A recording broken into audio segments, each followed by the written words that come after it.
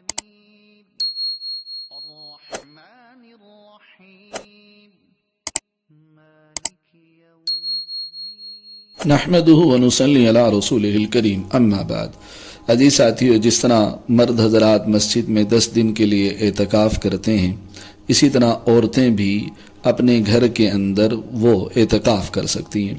اب اعتکاف کہاں کریں گی؟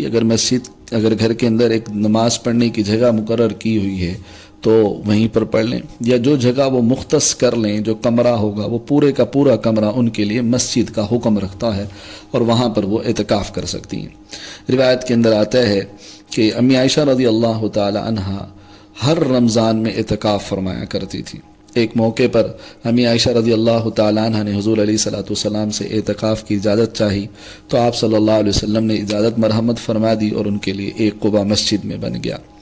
جیسے حضرت حفصہ کو پتہ چلا تو حضرت حفصہ نے بھی اجازت مانگی، آپ کو بھی وہاں اجازت مل گئی، آپ کے لیے بھی ایک قبہ لگ گیا۔ حضرت زینب رضی اللہ تعالی عنہا نے دیکھا تو انہوں نے اجازت مانگی، اللہ نے ان کو، حضور علیہ الصلوۃ والسلام نے ان کو بھی اجازت عطا فرما دی اور ان کے لیے بھی قبہ لگ گیا۔ یعنی ان کو نیک کام کے اندر آگے بڑھنے کا شوق تھا، ایک کو نیکی کرتے ہوئے دیکھا تو دوسروں کو بھی شوق ہوتا تھا۔ آج ہم برائی یا فیشن دیکھ کر اس کی نقل اتارنے کا بڑا شوق رکھتے ہیں، لیکن نیک اعمال کا نہیں۔ تو گھروں میں، ہر گھر میں اعتکاف کا معمول ہونا چاہیے، کوشش ہونی چاہیے ہر گھر میں کوئی نہ کوئی عورت اعتکاف میں بیٹھی ہو۔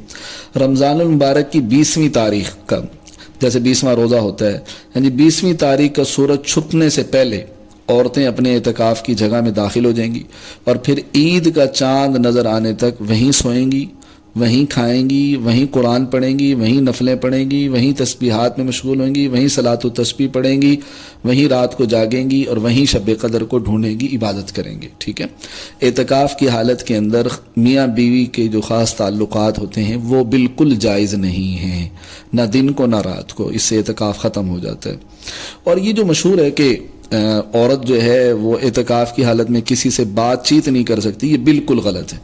بلکہ اعتکاف کے دوران بولنا، اچھی باتیں کرنا، کسی کو نیک بات بتانا، برائی سے روکنا، اپنے بال بچوں کو، نوکرانیوں کو وہیں اعتکاف کی جگہ میں بیٹھے بیٹھے گھر کے کام کاج کا بتانا، ہدایات دینا، کوئی چیز منگوانے کے لیے آواز دینا، یہ سارے کام جائز ہیں۔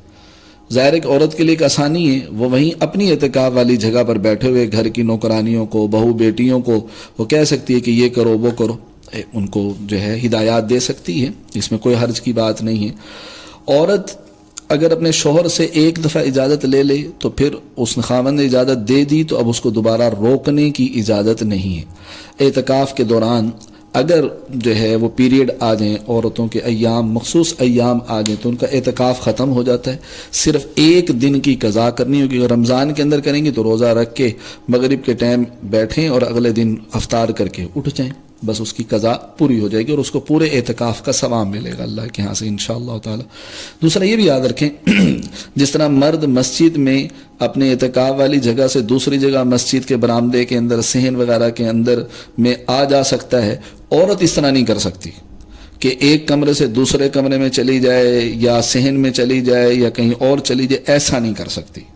ہاں یہ ہے کہ بجلی چلی جاتی ہے، اب عورت کو گرمی لگ رہی ہوتی ہے یا سارے گھر والے لوگ صحن میں سوتے ہیں یا اندر سوتی ہے، اس کو ڈر لگتا ہے تو اس کو چاہیے کہ وہ شروع سے ہی برآمدے میں ایک طرف جگہ بنا لے۔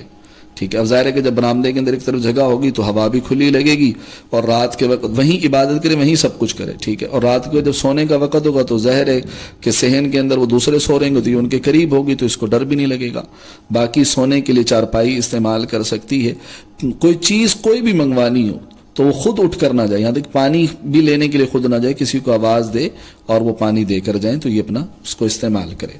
نابالغ سمجھدار بچی اگر گھر میں اعتکاف کرنا چاہتی ہے تو وہ کر سکتی ہے، اسی طرح نابالغ سمجھدار بچہ اگر وہ اعتکاف کرنا چاہتا ہے تو وہ بھی کر سکتا ہے۔ جس طرح مرد جو ہے وہ غسل کے لیے باہر نہیں جا سکتے، لیکن عورت اپنے کمرے کے اندر غسل کر سکتی ہے، پانی خود لے کر نہ آئے، پانی منگوائے اپنے کمرے کے اندر اور وہیں پر وہ جو ہے غسل کر سکتی ہے۔ ظاہر ہے کہ اب یہاں مسجد، جس طرح وہاں تلویث کا خطرہ ہے کہ مسجد خراب ہوگی تو یہاں تو وہ چیز نہیں ہے۔